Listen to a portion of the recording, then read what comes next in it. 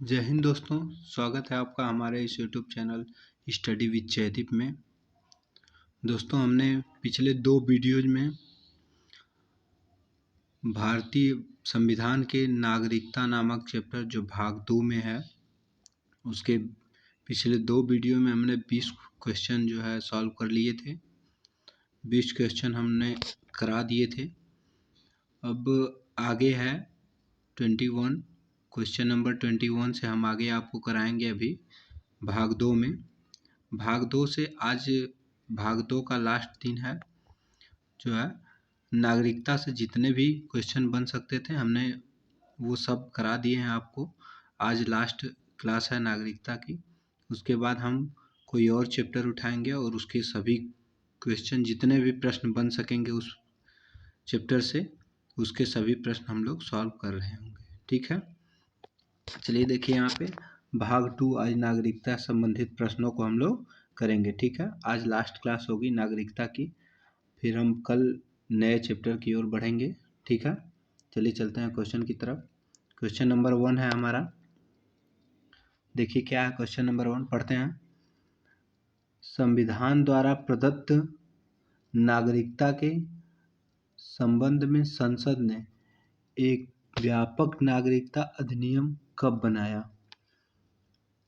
ध्यान से पढ़ेंगे दोस्तों। संविधान द्वारा प्रदत्त नागरिकता के संबंध में संसद ने एक व्यापक नागरिकता अधिनियम कब बनाया? तो कब बनाया दोस्तों, बताएंगे सही आंसर। इसका सही जवाब है 1955 में। कब बनाया दोस्तों? 1955 में। 1955 का नागरिकता अधिनियम आया था। उसी में क्या हुआ, नागरिकता संबंधित कई नियम बनाए गए। ठीक है, चलिए क्वेश्चन नंबर 2 पे चलते हैं हम लोग। देखिए आज का क्वेश्चन नंबर 2 एसएससी 2011 में ये पूछा गया प्रश्न है। भारत में एकल नागरिकता की अवधारणा अपनाई गई। भारत में एकल नागरिकता की अवधारणा कहाँ से अपनाई गई है दोस्तों? देखिए आपका ऑप्शन ए है इंग्लैंड से, ऑप्शन बी है यूएसई से, ऑप्शन सी है कनाडा से, ऑप्शन डी है फ्रांस से। तो इसका सही जवाब है दोस्तों आंसर ऑप्शन ए। कहाँ से लिया गया है हमारा? इंग्लैंड से। ठीक है, एकल नागरिकता, इंग्लैंड में भी एकल नागरिकता है, वहीं से हमारी ये एकल नागरिकता की अवधारणा अपनाई गई है। ठीक है, क्वेश्चन नंबर 3 की तरफ चलते हैं हम लोग। क्वेश्चन नंबर 3 देखिए, ये यूपीएससी आईएएस 1999 में पूछा गया प्रश्न है। देखिए क्या है प्रश्न। भारत में रहने वाला ब्रिटिश नागरिक दावा नहीं कर सकता है। किस चीज़ का दावा नहीं कर सकता है? चलिए देखते हैं किस चीज़ का दावा नहीं कर सकता है। व्यापार और व्यवसाय की स्वतंत्रता का अधिकार का दावा नहीं कर सकता है।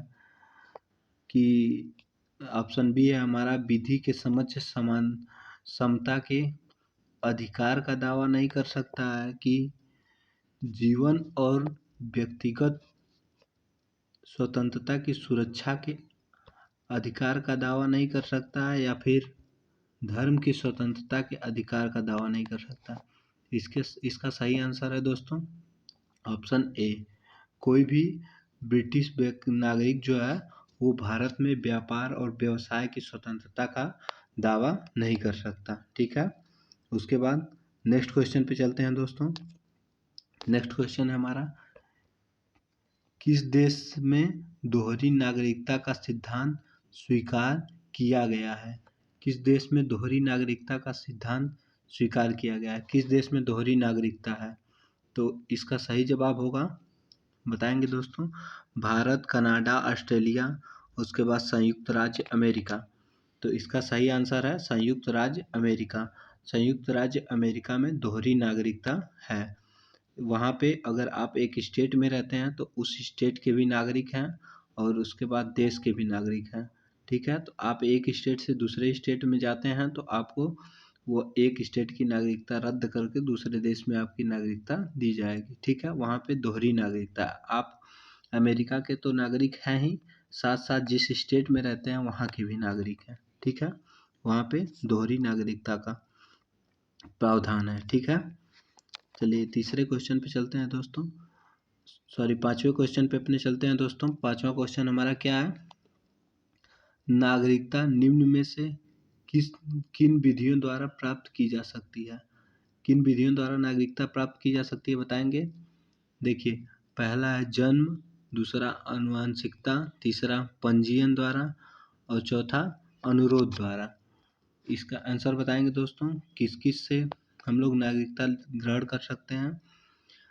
इसका सही आंसर है ऑप्शन बी, मतलब कि जन्म द्वारा भी हम लोग नागरिकता प्राप्त कर सकते हैं। आनुवंशिकता मतलब कि जो है पीढ़ी दर पीढ़ी द्वारा हम भी, हमारी पहली पीढ़ी है तो हम अगर पैदा हुए तो हमें नागरिकता दे दी जाएगी।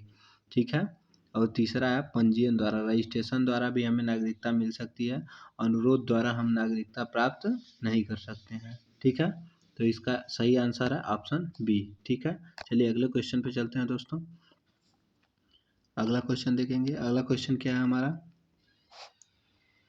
अगला क्वेश्चन है हमारा, नागरिकता प्राप्त करने के लिए शर्तें निर्धारित करने वाला समक्ष निकाय कौन सा है। ठीक है, नागरिकता प्राप्त करने के लिए कौन, उनकी नागरिकता की शर्तें कौन निर्धारित करता है।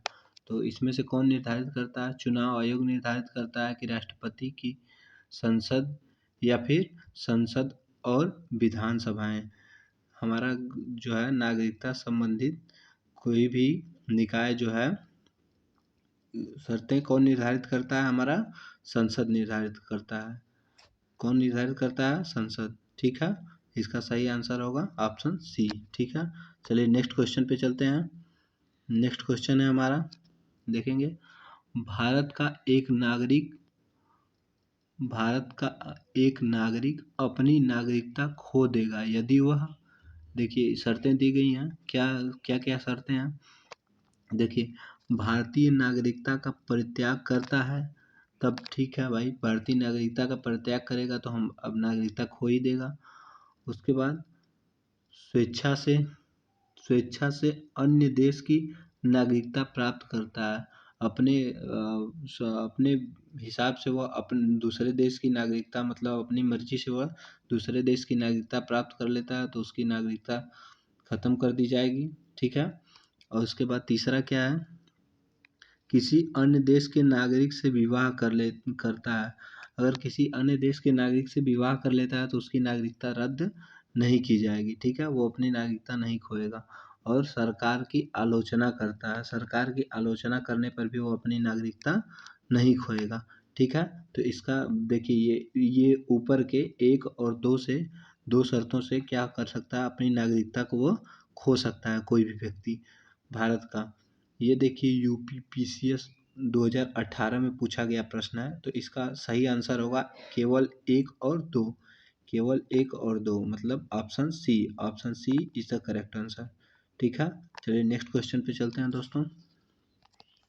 नेक्स्ट क्वेश्चन है हमारा, नागरिकता संशोधन अधिनियम भारत के संविधान के निम्नलिखित में से किस भाग के अंतर्गत आता है। नागरिकता संशोधन अधिनियम जो है भारतीय संविधान के निम्नलिखित में से किस भाग के अंतर्गत आता है। ये तो हम आपको पहले दिन से ही बताते आ रहे हैं कि नहीं, नागरिकता जो है हमारा भाग 2 में है। तो इसका सही जवाब क्या हो जाएगा दोस्तों, इसका सही आंसर हो जाएगा ऑप्शन बी, भाग 2 में जो है नागरिकता के सभी प्रावधान हैं। ठीक है, नेक्स्ट क्वेश्चन पे चलते हैं।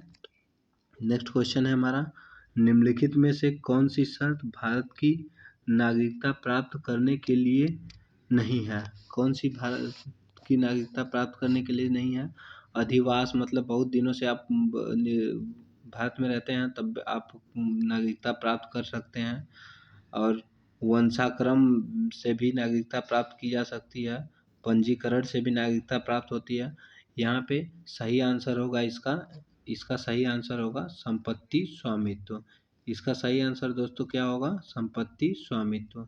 संपत्ति स्वामित्व से क्या हो, नागरिकता प्राप्त नहीं की जा सकती। ठीक है, आपकी अगर भारत में संपत्ति है, कोई भी संपत्ति है, तो आप, ऐसा नहीं है कि नहीं आप भारत के ऑटोमेटिकली नागरिक हो जाएंगे। ठीक है, आपकी संपत्ति होने से आप भारत के नागरिक नहीं हो जाएंगे। ठीक है, नेक्स्ट क्वेश्चन पे चलते हैं दोस्तों। नेक्स्ट क्वेश्चन है हमारा, भारत की नागरिकता निम्नलिखित में से किस प्रकार प्राप्त की जा सकती है? भारत की नागरिकता निम्नलिखित में से किस प्रकार प्राप्त की जा सकती है? बताइए किस प्रकार प्राप्त की जा सकती है।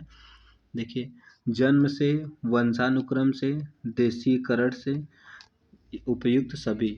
वो जन्म से भी नागरिकता प्राप्त की जा सकती है, वंशानुक्रम से भी नागरिकता प्राप्त की जा सकती है, देशीकरण से भी नागरिकता प्राप्त की जा सकती है।